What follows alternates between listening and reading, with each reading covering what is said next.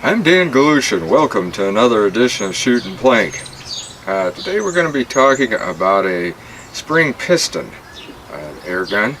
It's put out by Umarex. It's called a DX-17. Now the thing is, you know, comparing things like air guns, some products it's a little bit hard to do. You know, you always want some sort of a 5-star rating or whatever. But when you're comparing air guns, that can kind of be a fine line, such as what I'm going to talk about here. You know, you compare a spring assist to one like this Umarex Brodax, which is a CO2 and it's a revolver, a BB gun. Or this one right here, which is just, it's so realistic, it's unbelievable. It's the Smith & Wesson M&P 40, and even some police departments are using that inside of their department to practice with. Very, very good gun. And this one, when we reviewed that, I think that got a 5. It's a very, very nice gun. And the same with that Brodax. Very, very nice. Then you compare them to something like the DX-17. In its class, it's a very, very nice gun. And we're going to be shooting it. I'm going to be talking about it. It's lighter weight than those, of course, and it does have a steel, but it's for a spring piston. It's got some weight to it. And I'm going to talk about how it's all set up, and I'm going to bring it up close right now. You'll notice that it's got a fiber optic sight up here, and you'll also notice that it's got a couple of dots back here. Well, I painted those on. There were no dots, and I put some glow on. That's a product that you can use for that. You can use glow-on for a lot of different things, crafts, what have you. But it works out real nice, and that's what I've done to enhance this a little bit so that I can see the sights. I got to shoot it a little bit different. And after we do the shooting, I'll tell you. So I'm going to run you through how you actually use this thing, is loading it, and you'll notice here, I'm going to grab my BBs right now because I'm going to bring this up close to do it for you. You'll notice that it has a safety right here. Safety is not on because you can't put it on until you actually cock it. Now, we're going to cock it. You bring it back like this, pull it up, push it in. Now it's cocked. Safety goes on. That's what you want. This is where you load it, right here. And you know what's nice about this? And this thing is super for beginners because you don't have to worry about CO2. You don't have to worry about pumping it up. You do have a 50-round built-in magazine right here. 15. Did I say 50? 15-round magazine. It'll hold about that. You know, put anything you want in it. And there's 2 holes there, as you can see. Don't put it in the bottom hole. That's the barrel. Put it right into here. And that's what we're going to do. Hopefully I can get some of these out of here without dropping them all over. And I'll show you. I just got 3 because we're going to load them up later. You just take them and try to get it in your hand. You drop them right down in that little hole.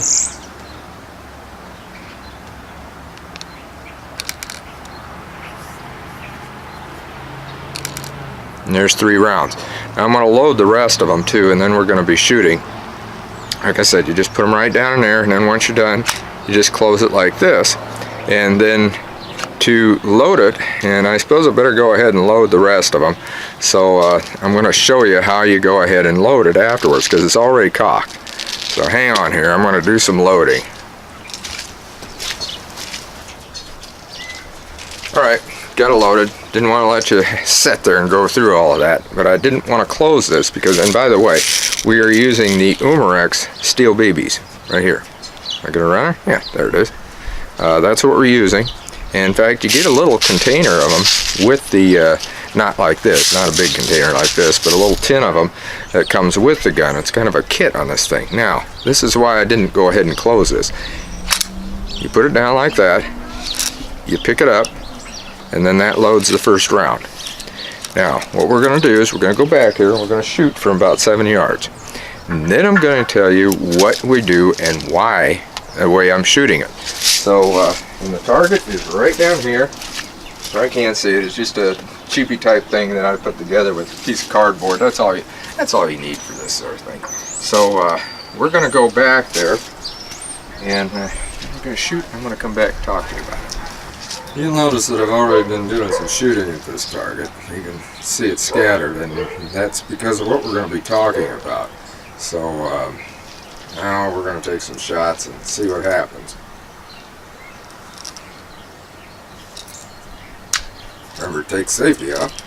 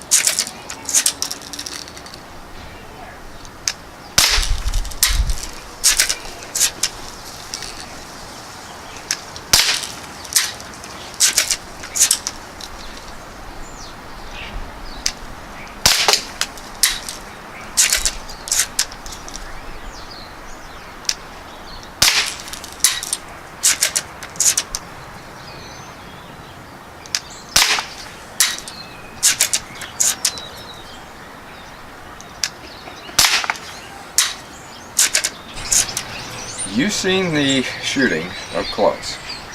I didn't, and it's harder to tell on this cardboard. And this is what I'm going to talk to you about, how I shoot at this in order to get it up in this area. Now, I would say probably when I was shooting back there, now I know I got some in the center, and as I said, I told you that I shot at this thing before, so there's already holes in it.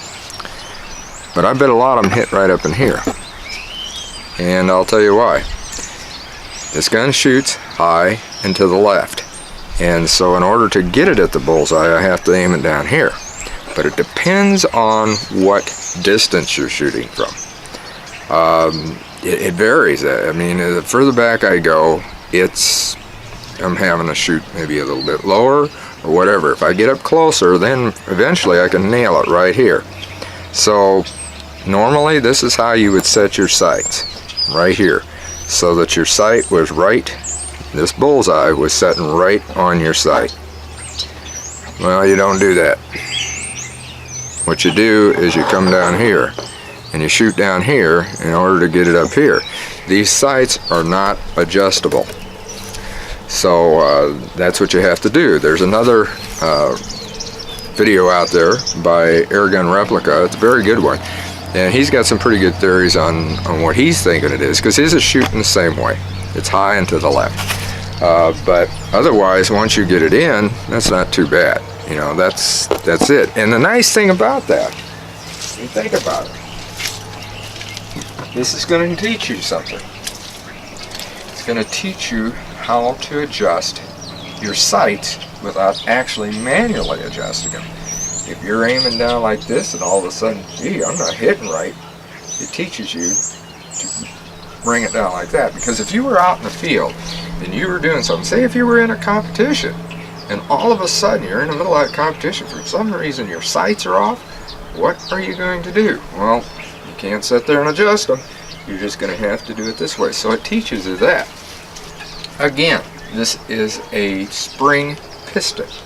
You cannot compare it against one of those higher velocity CO2s, because this is a 200 feet per second gun. Anything's going to affect it.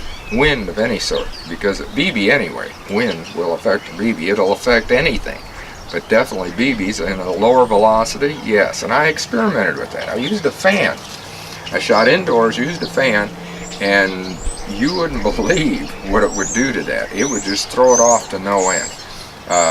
So yeah, anything like that can affect this. And like I said, it's a spring piston. We're not comparing it against those other guns I talked about earlier.